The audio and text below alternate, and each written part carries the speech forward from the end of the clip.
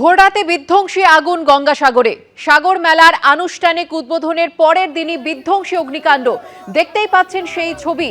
মকর সংক্রান্তির পুণ্য স্নানের অনেক আগে থেকেই কিন্তু পুণ্যার্থীরা দূর দূরান্ত থেকে চলে আসে, আর গঙ্গাসাগর মেলায় কিভাবে আগুন লেগেছে দেখতেই পাচ্ছেন।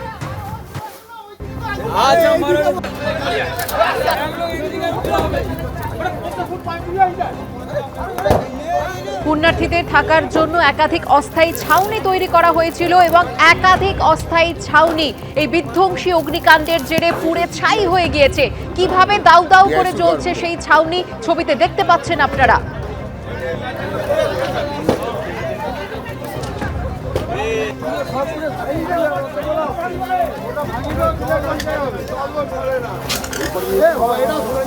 গতকালই সাগর মেলার আনুষ্ঠানিক উদ্বোধন হয়েছে, আর তার পরের দিনই এমন বিধ্বংসী অগ্নিকাণ্ড।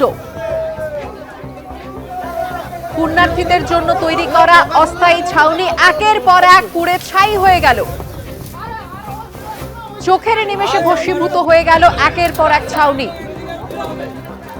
ঠিক কি কারণে আগুন লাগে, কি পরিস্থিতি এখন জানবো। আমাদের প্রতিনিধি গৌতম মন্ডল রয়েছেন আমাদের সঙ্গে টেলিফোন লাইনে। গৌতম, দেখো সুকন্যা, এটা গঙ্গাসাগর মেলার যে 2 নম্বর স্নানঘাট রয়েছে, সেই স্নানঘাট বরাবর এগুলো পুণ্যার্থীদের জন্য এই যাত্রী সেটগুলো নয়, এগুলো মূলত প্রশাসনিক যারা কর্মকাণ্ডের সঙ্গে যুক্ত থাকে গঙ্গাসাগর মেলা, তাদের জন্য প্রতি বছরই এখানে অস্থায়ী ছাউনি তৈরি হয় এবং এগুলোর মধ্যে পুলিশের ছাউনি রয়েছে, এগুলো সংবাদ মাধ্যমের ছাউনি রয়েছে, তথ্য সংস্কৃতি দপ্তরের আধিকারিক বা কর্মীরা যেখানে থাকে সেই ছাউনি রয়েছে, এবং এনজিও কাজ করেন যারা বজরং পরিষদ, যারা মূলত লস্ট অ্যান্ড ফাউন্ডের কাজ করে, নিখোঁজদের যারা খুঁজে দেন, এবং এছাড়া এখানে খাবারের ব্যবস্থা করেন। এই ধরনের বেশ কিছু ক্যাম্প রয়েছে এই 2 নম্বর স্নানঘাট বরাবর।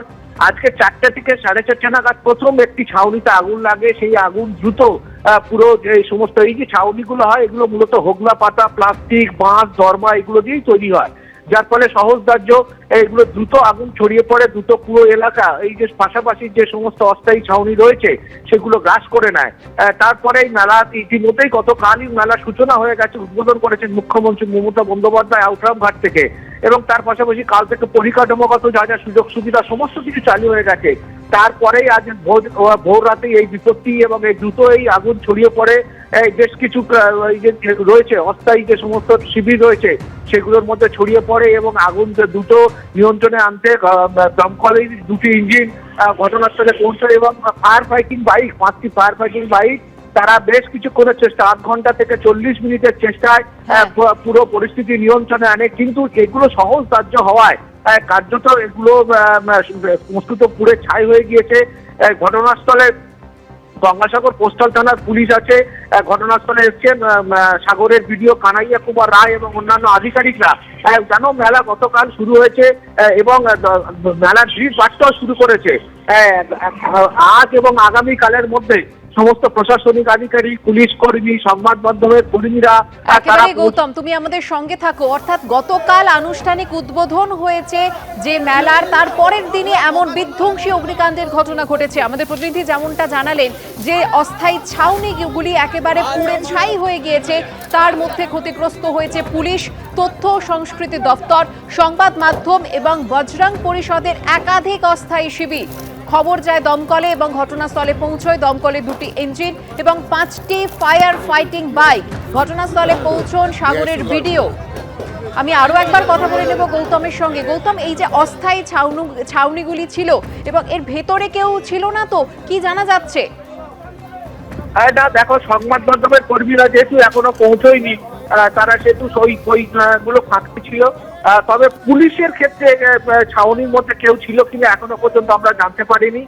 তথ্য সংস্কৃতি কর্মীদের একাংশ ইতিমধ্যে পৌঁছে গিয়েছে, বজরং পরিষদের একাংশ পৌঁছে গিয়েছে। তবে আগুন যখন পাশের ছাউনিতে প্রথম যেখানে আগুন লাগে, তারপরে এলাকার মানুষ প্রথম আগুন নেভানোর চেষ্টা করে এবং তারা স্থানীয়ভাবে বিভিন্ন জায়গা থেকে জল নিয়ে এসে আগুন নেভানোর চেষ্টা করে। পুরো এলাকার মধ্যে চিৎকার চেঁচামেচি সকলেই একদম ভোর রাতে তখন প্রায় সকলেই ঘুমোচ্ছিলেন এবং সাগরে ঠান্ডার দাপটও প্রচন্ড বেশি। সেই সব মিলিয়ে সেই সময় তারা জানতে পারার পর যদি কেউ থেকে থাকে, তারা প্রশাসন বলছে যে যদি কেউ থেকে ছিল তারা সকলেই বেরিয়ে এসেছিল চেঁচামেচিতে। মানুষ ক্ষতি হয়নি বলে এখনো পর্যন্ত আমরা জানতে পেরেছি। কিন্তু যেটা প্রশ্ন উঠছে যে মানে মেলা যেখানে শুরু হয়ে গেছে, ইতিমধ্যে লক্ষ লক্ষ পুণ্যার্থী তারা গঙ্গাসাগরে প্রবেশ করেছেন, বেশিরভাগ বেরিয়ে যাচ্ছেন হয়তো, কিন্তু মকর সংক্রান্তি যে 14 তারিখের যে পুণ্য যোগ, সে মকর সংক্রান্তির আগে 10 তারিখ থেকে ভিড়ে আরো বাড়বে।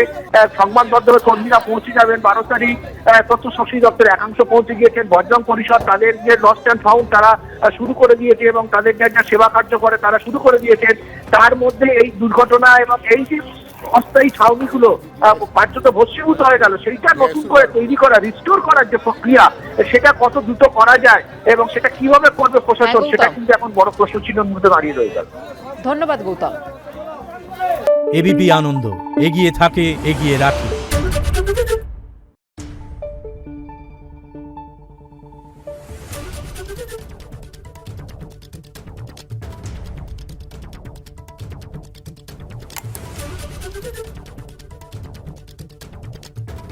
Thank you.